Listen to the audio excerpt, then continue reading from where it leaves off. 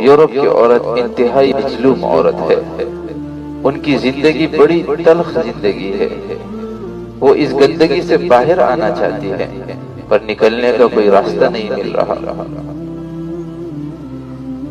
ان کا خاندانی نظام ٹوٹ گیا ہے، وہاں کی عورت کے پاس نہ ماں کا روپ ہے، نہ بہن کا روپ ہے، نہ بیٹی کا روپ ہے اور نہ بیوی کا روپ ہے، وہ گرل فرینڈ ہے جسے ٹیشو پیپر کی طرح استعمال کر کے پھینک دیا جاتا ہے۔ اور وہاں کے مرد کے پاس نہ خاوند کا روپ ہے، نہ باپ کا روپ ہے، نہ بیٹے کا روپ ہے، وہ ایک بوائے فرینڈ ہے۔ تو ان کا خاندانی نظام ٹوٹ گیا ہے، وہ اب ہمارا خاندانی نظام توڑنا چاہتے ہیں۔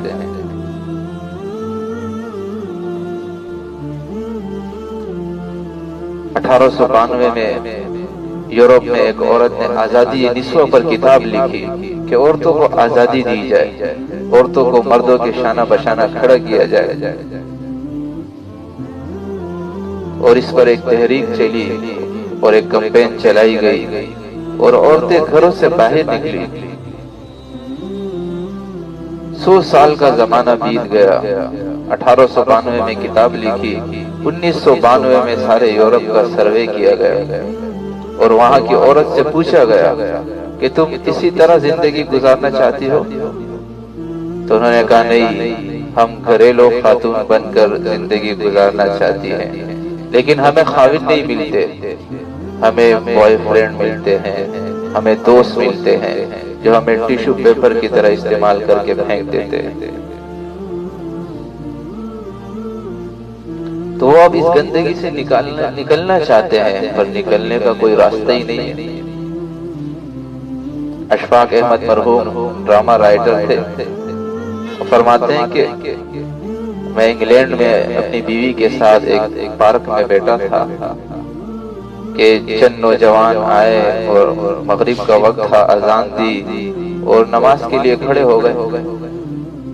4-5 لڑکیاں گزر رہی تھی تو وہ ان کو دیکھ کر کھڑی ہو گئی۔ جب انہوں نے نماز مکمل کی، سلام پھیرا، تو ایک لڑکی آگے بڑھی اور امام سے کہا کہ تمہیں انگریزی آتی ہے؟ کہا جی آتی ہے۔ کہا یہ تم نے کیا کیا ہے؟ کہا ہم نے اپنے اللہ کی عبادت کی ہے۔ اس نے کہا آج تو اتوار کا دن نہیں ہے۔ تو اس لڑکے نے کہا کہ ہم روزانہ دن میں 5 مرتبہ نماز پڑھتے ہیں، اللہ کی عبادت کرتے ہیں۔ تو اس لڑکی نے کہا کہ یہ تو بہت مشکل ہے، پھر تم دیگر کام کیسے کرتے ہو؟ تو اس لڑکے نے ساری تفصیل سمجھائی۔ تو اس لڑکی نے کہا ٹھیک ہے اور ہاتھ آگے بڑھایا رخصت لینے کے لیے۔ تو اس لڑکے نے کہا کہ میں معذرت چاہتا ہوں، میں آپ کو نہیں چھو سکتا۔ اس نے کہا کیوں؟ کہا یہ میرا ہاتھ میری بیوی کی امانت ہے، یہ آپ کو نہیں چھو سکتا۔ تو وہ لڑکی رو پڑی اور کہا کاش یورپ کے مرد بھی آپ جیسے ہوتے، کاش یورپ کے مرد بھی آپ جیسے ہوتے۔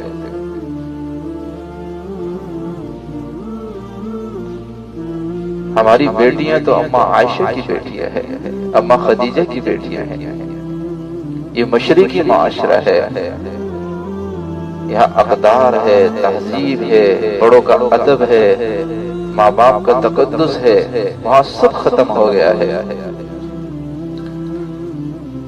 جب پردے کا حکم نازل ہوا تو عورتیں مسجد میں نماز کے لیے جایا کرتی تھی۔ تو ایک عورت فجر کی نماز میں مسجد گئی تو دیکھا ساری عورتوں نے چادریں اوڑھی ہوئی۔ تو اس نے کہا کہ تمہیں کیا ہوا؟ سب نے چادریں اوڑھی ہے۔ تو انہوں نے کہا کہ تمہیں پتہ نہیں چلا رات کو پردے کا حکم نازل ہوا ہے؟ اس عورت نے کہا کہ نہیں، مجھے تو پتہ نہیں چلا۔ کہا رات کو پردے کا حکم نازل ہوا ہے۔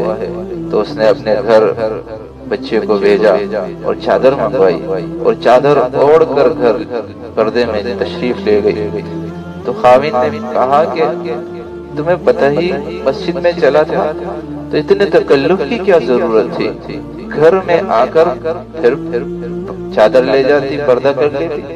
کہا نہیں، اللہ کے حکم کے پتہ چلنے کے بعد مجھے گوارا نہیں ہوا کہ میں ایک قدم بھی اللہ کے حکم کے خلاف اٹھاؤں۔